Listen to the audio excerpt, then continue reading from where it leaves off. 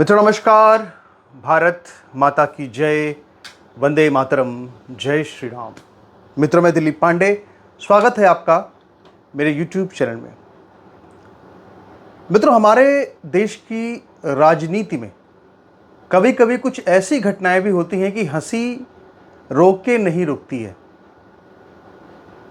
जो तरह तरह के हमारे जो नेता हैं, कुछ जो हमारे देश के अंदर जोकर हैं, वो इस तरह की घटनाएं अंजाम दे देते हैं कि जो न सिर्फ भारत बल्कि दुनिया में भी एक हास्य व्यंग्य का विषय बन जाती है।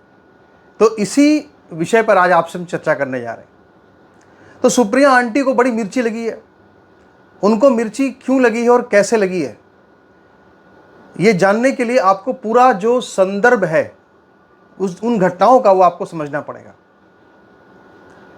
और ये जो पूरी घटनाएं हैं ये शुरू होती हैं राहुल गांधी के एक कार्यक्रम से, जहां पे राहुल गांधी के साथ शीला दीक्षित के जो पुत्र हैं वो संदीप दीक्षित जी मौजूद थे।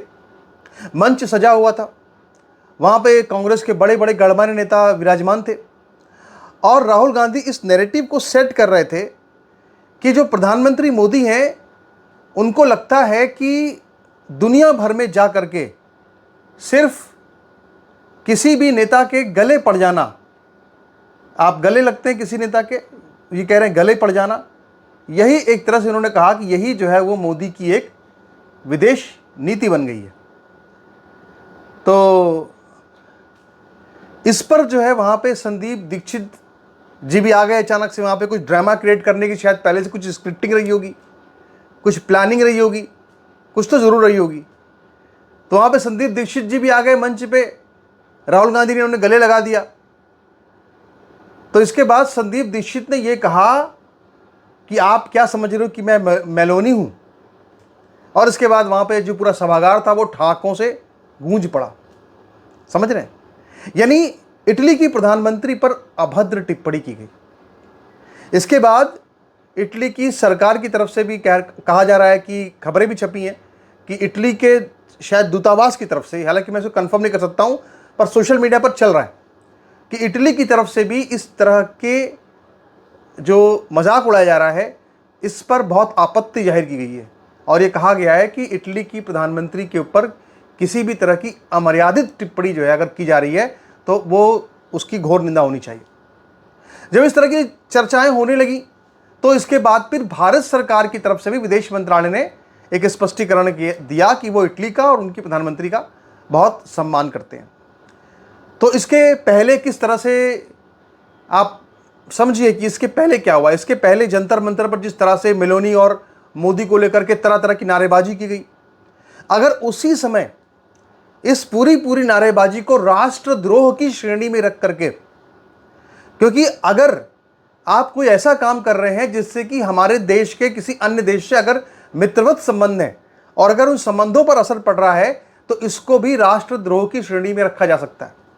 अगर इस तरह के जो जंजी थे नहीं थे, जो रीलबाज थे वहां पे, जो अगर इस तरह से मेलोनी मोदी को लेकर के बहुत ही विभत्स गंदी टिप्पणियां कर रहे थे, तो ये उस वक्त की सरकार का एक कर्तव्य था कि वो ऐसे लोगों को चिन्हित करके उनको दंडित करती, उन पर कठोर कार्रवाई करती। लेकिन सरकार ने ऐसा कुछ भी नहीं किया। मोदी ने तो अपनी मां को जो गाली दे रहे थे, जो जंजी आकर के उनकी मां को गाली दे रहे थे, बहन को गाली दे रहे थे, उनके सामने आकर के झुक करके सरेंडर करके ये धर्मेंद्र प्रधान का इस्तीफा दिलवा दिया। जबकि अगर यूजीसी के मुद्दे पर अगर धर्मेंद्र प्रधान का इस्तीफा हुआ होता, जो आज से 6 महीने पहले हुआ होता, तो कम से कम ये जो सामान्य वर्ग का गुस्सा था आज पूरी तरह से खत्म हो गया होता। लेकिन विनाशकाले विपरीत बुद्धि, उस समय इस्तीफा नहीं कराया गया जब जेनजी ने जंतर मंतर पर आकर के मोदी की मां बहन को गालियां दी, तो सरेंडर करते हुए मोदी ने जो है वो इस्तीफा दिलवाया। अब आप सोचिए कि मोदी किस तरह का व्यक्ति है। मतलब एक इतिहास का एकमात्र ऐसा व्यक्ति है जो अपनी मां को गाली देने वालों के खिलाफ भी झुक गया। वहां भी उसने समझौता कर लिया कि भले मेरी मां को गाली दे रहे हैं कोई बात नहीं, पर जेनजी है, नया वोटर है, तो इसको जो है अपन नाराज नहीं कर सकते। तो आप सोचो कि जो व्यक्ति अपनी मां के सम्मान की रक्षा के लिए जिसमें तड़प नहीं है, वो भारत मां के सम्मान के लिए क्या सोचेगा। बहुत गंभीर प्रश्न है।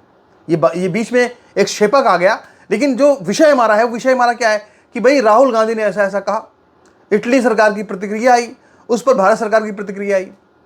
लेकिन ये जो पूरा मजाक उड़ाया गया, इस पूरे मजाक में वो निशिकांत दुबे जो बीजेपी के सांसद हैं, और ऐसा लगता है कि वो भी मतलब मोदी के बड़े वफादार हैं, क्योंकि मोदी के खिलाफ कोई टिप्पणी आती है तो सबसे पहले वही आते हैं अपना सीना तान करके कि भाई देखो अब हम कुछ बर्दाश्त नहीं करेंगे।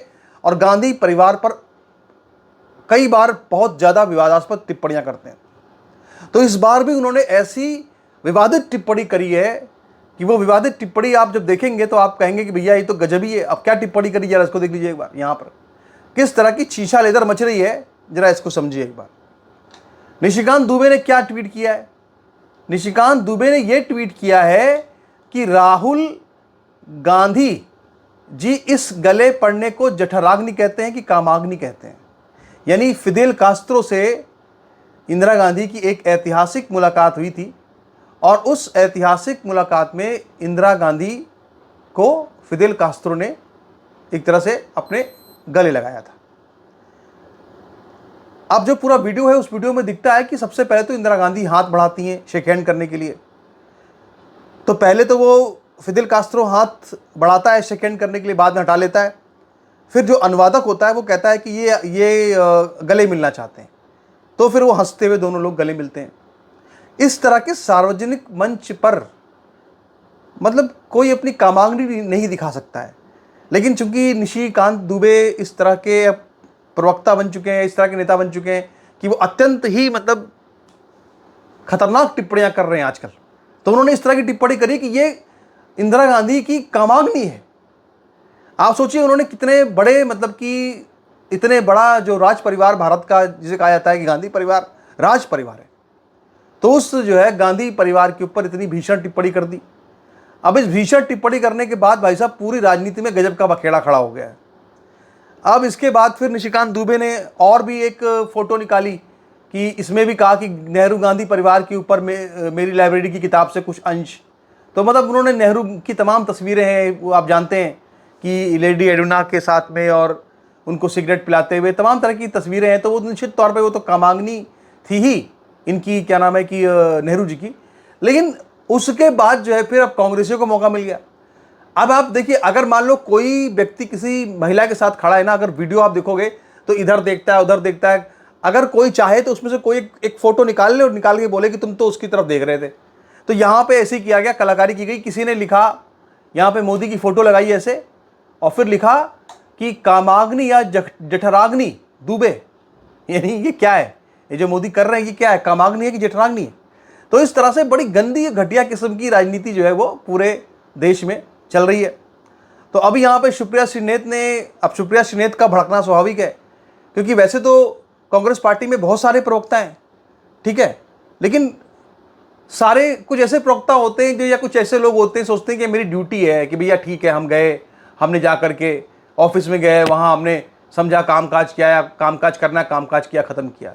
बहुत सी कांग्रेस पार्टी के प्रवक्ता और भी हैं जो कि अपने ड्यूटी करने आते हैं, ड्यूटी करके चले जाते हैं। लेकिन हर पार्टी में, हर संस्था में जो सुपर बॉस होता है, जो सुप्रीम होता है, उसके तलवे चाटने वाले, उसकी चापलूसी करने वाले, उसके अपमान को अपना अपमान समझने वाले बहुत सारे लोग होते हैं। वो अपने प्रमोशन की लालच में, अपने धन लाभ की लालच में, या अपनी मूर्खता में आकर के कई बार सबको अपना दुश्मन बना लेते हैं। तो बिल्कुल वैसी ही स्थिति जो है वो सुप्रिया श्रीनेत की है। अब सुप्रिया श्रीनेत को लगता है कि अरे हाय हाय ये क्या हो गया, ये क्या टिप्पणी कर दी। तो सुप्रिया श्रीनेत ने आकर के जो है वो मोर्चा संभाला। वो मोर्चा संभाला और क्या लिखा, इस पे लिखा कि इस तस्वीर में, मतलब टिप्पणी करी है निशिकांत दुबे पर कि इस तस्वीर में एक भाई अपनी बहन से गले मिल रहा है। भाई बहन के रिश्ते के बारे में जानते भी हो? ओ हाँ, तुम नहीं जानते। तो ये निशिकांत दुबे पर जो है वो टिप्पणी की जा रही है। लेकिन इससे भी ज़बरदस्त टिप्पणी जो है वो इसके बाद हुई है। ये ANI का एक समाचार संस्था है ANI, और वहाँ पर जो है वो गई सवाल पूछने के लिए सुप्रिया श्रीनेत से कि भाई बताओ, निशिकांत दुबे ने कहा है कि इंदिरा गांधी की कामाग्नि और फिदेल कास्त्रो के साथ में उनका फ़ोटो गले मिलते हुए। तो उसको लेकर के अब वो जैसे जब बयान देने के लिए आई तो उसी समय इनके चेहरे पर बिल्कुल तमतमाहट नज़र आ रही थी, बिल्कुल गुस्सा नज़र आ रहा था। अब आपको क्या ही कहें, मतलब आपको जान करके मतलब आश्चर्य होगा। मैं आपको फ़ोटो दिखाना चाहता हूँ, ये फ़ोटो देखिए, इस पर बाद में आएंगे।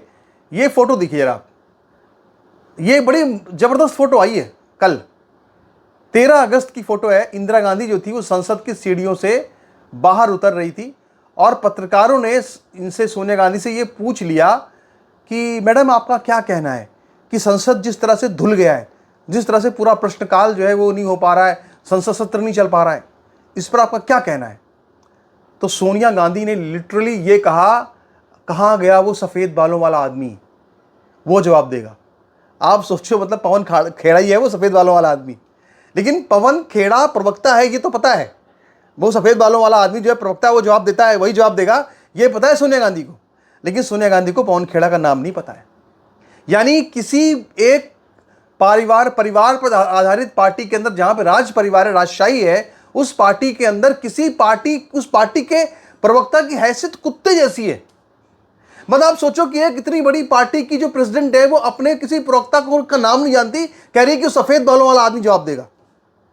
अरे वो हिमंता बिस्वा शर्मा किस्सा सुनाते हैं ना कि उनके राहुल गांधी के आवास पर जो जाता है तो फिर वो मेज पर जो है वो एक कुत्ते वाले बिस्कुट रखे रहते हैं और कुत्ता भी आकर के खाता रहता है बिस्किट, और राहुल गांधी अपने नेताओं से बोलते हैं कि यार तुम खाओ, बिस्कुट खाओ, बिस्कुट क्यों नहीं खा रहे हो, ले यार खाओ।